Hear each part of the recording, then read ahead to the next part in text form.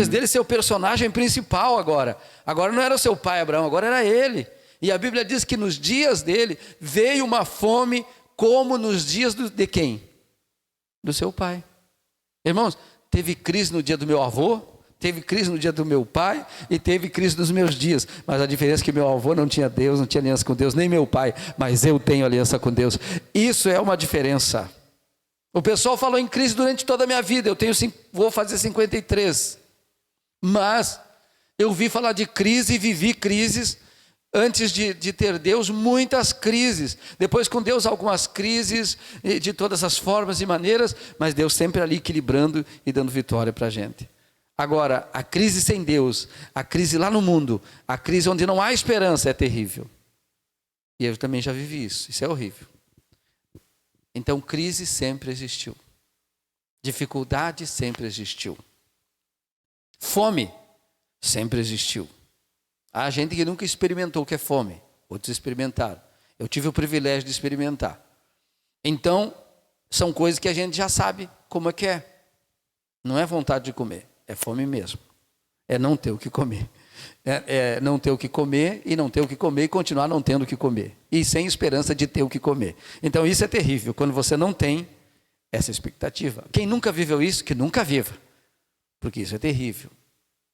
Isso humilha. Isso destrói. Isso é horrível. Mas Deus é misericordioso. Deus é sempre bom. As pessoas, se Deus fosse bom, isso aí não existia. Essa desigualdade social. Não é culpa de Deus.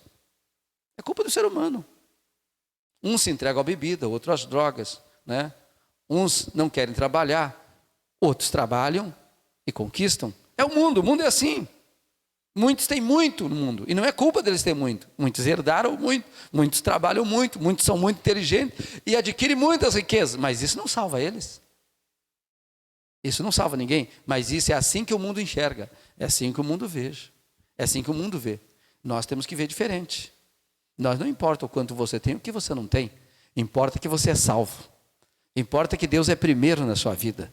Agora, se Deus for primeiro na sua vida e você for fiel com Ele, no pouco, Ele prometeu que vai te colocar onde?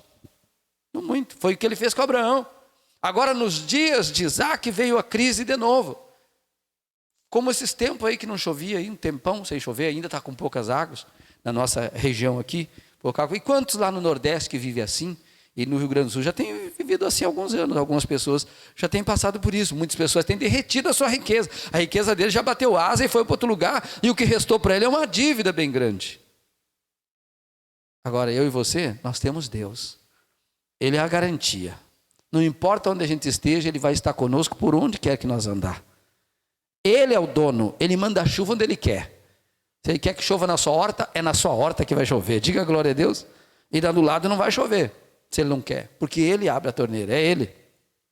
Então, Isaac, ele sabia disso, sabia da fidelidade do seu pai, sabia que seu pai foi fiel ao ponto de entregar o filho, que era ele.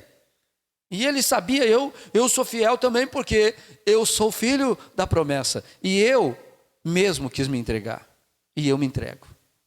E a Bíblia diz que nos dias da fome, então ele pensou assim, eu vou descer para o Egito, porque lá no Egito, lá não está em crise, lá tem mais abundância. Quantas pessoas às vezes pensam desse jeito? Eu vou embora daqui, porque aqui não tem mais jeito, e andam peregrinando por tudo que é parte, às vezes fora da direção de Deus. Se Deus mandar, aonde Ele mandar, Ele vai prosperar você. Ele vai prosperar você, Ele vai estar com você. Agora, se Ele não mandar, e a pessoa apenas descer o Egito, ir para o mundo, procurar tesouros, riquezas, ela vai muitas vezes peregrinar, andar e não vai conseguir nada, não vai a lugar nenhum, porque ela não confia em Deus.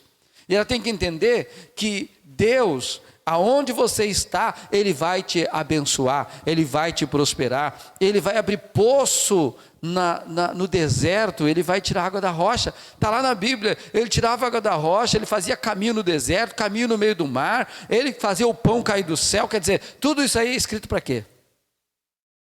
Para a gente confiar em Deus.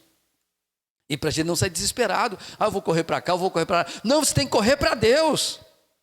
Pastor, como é que eu corro para Deus? Fidelidade, fidelidade, fidelidade, e sonha, e diga para Ele, eu quero alcançar isso, e quando eu alcançar isso eu vou ser feliz, que nem Abraão foi feliz. Quando o Senhor deu, pode levar tempo, mas eu quero essa bênção, e Deus vai dar a bênção para você. E quando você tiver com a bênção, continue levantando o altar, para não acontecer como aconteceu dele pedir as bênçãos de volta. Porque o que Ele quer é você. O que Ele quer sou eu. Ele nos quer na presença dEle. Então Ele não quer nos dar as coisas para nós ficar longe dEle, para nós ficar afastados dEle. Ele quer ser o Deus da abundância, mas Ele quer ser a nossa fonte de abundância em todas as áreas da nossa vida. Amém, irmãos?